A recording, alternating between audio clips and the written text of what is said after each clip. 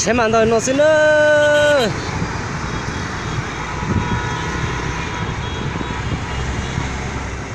Nói anh đạp bé khỏi thêm muốn nụ nữa để tiệt tiệt khỏi với nụ mà. Cái thay chịu rồi.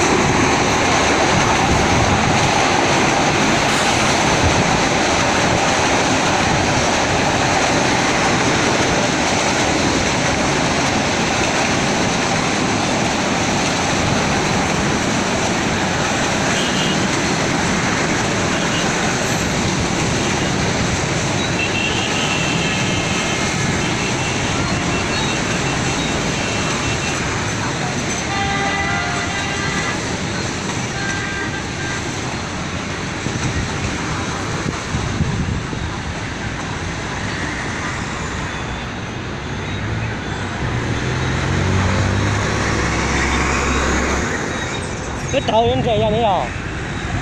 Cái cánh này. Hả?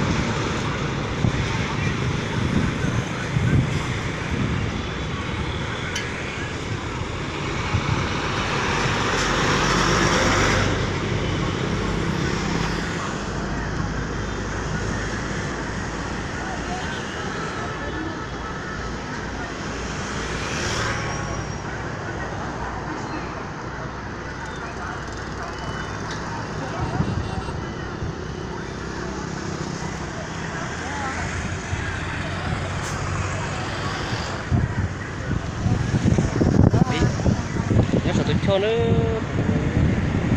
nhất để chụp lại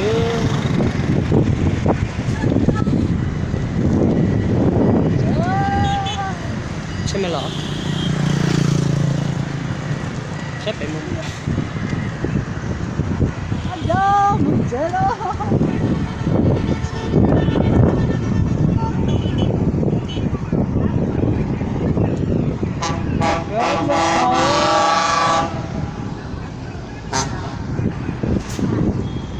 Mua đa bị luôn á, rồi bé đa mình chúng chóp rồi, đa chỉ sửa chi chú nhẹ đào chết đi tia rồi, bé đa mình chết đi tia, chú thịt tia chúng chó đá rồi cho nó mất sạch từ lúa mình chết cơ. Lo mà cá thua khai mở bọn chúng tổ nó số nó mà sao một chậu đây sao đây hả tôi chưa có bị giờ đây mình chỉ cho số này mua này nó